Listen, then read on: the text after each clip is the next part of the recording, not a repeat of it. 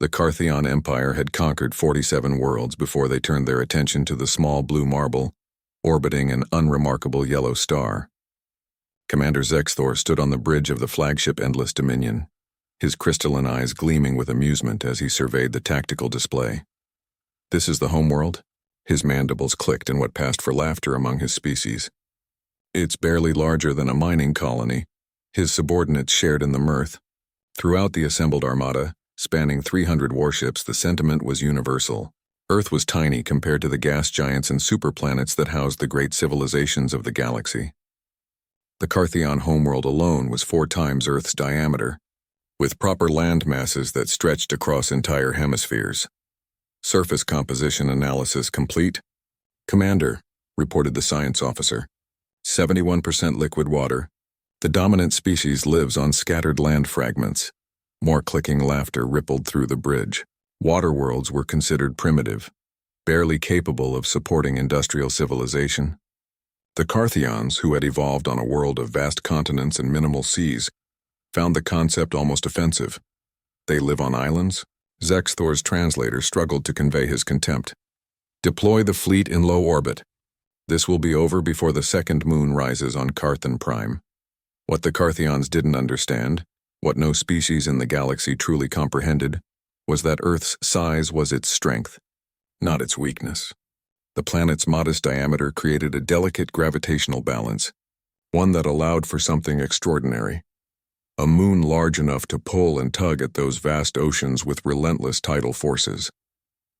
As the Carthion fleet descended through Earth's atmosphere, Admiral Chen Wu watched from the UN Defense Command bunker, deep beneath the Pacific Ocean floor. Her weathered face remained impassive as she studied the holographic display, showing 300 alien vessels taking positions above the world's major cities. "They're following the predicted pattern," she said quietly. "Positioning for orbital bombardment." "Should we attempt communication again?" asked her tactical officer. Chen shook her head. "They've ignored every hail, every offer of peaceful contact. They think we're primitives living on islands."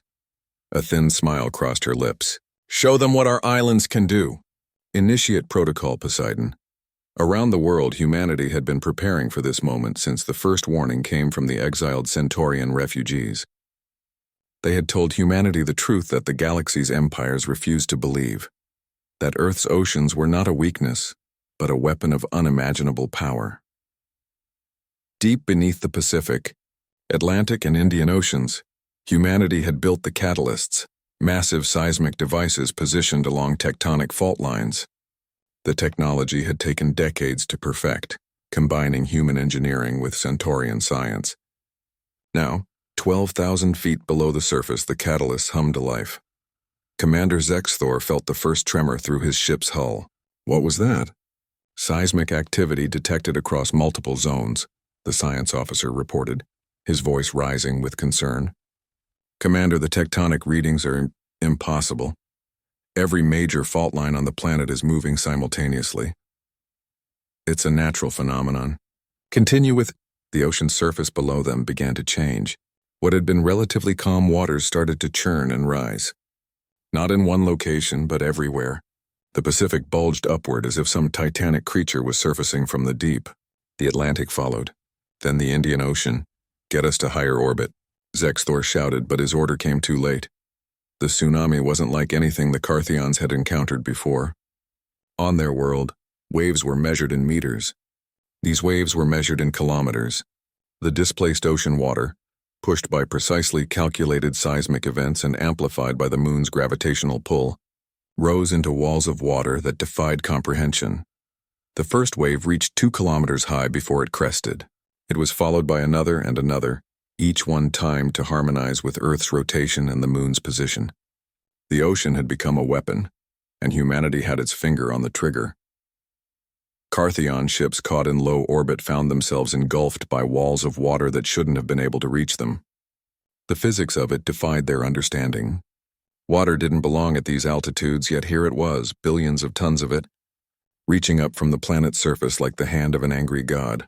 Ships tumbled and spun, their shields designed to deflect energy weapons and kinetic projectiles, utterly useless against the sheer mass of water. Engines choked and died, Electronics shorted. Hulls crumpled under pressure that shouldn't have existed at these coordinates. Retreat! Full retreat!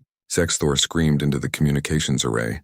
But half his fleet was already gone, dragged down into the churning maelstrom or smashed against each other by the impossible currents. Those ships that managed to escape the first wave found no respite. The second wave was already rising, and the third was gathering behind it.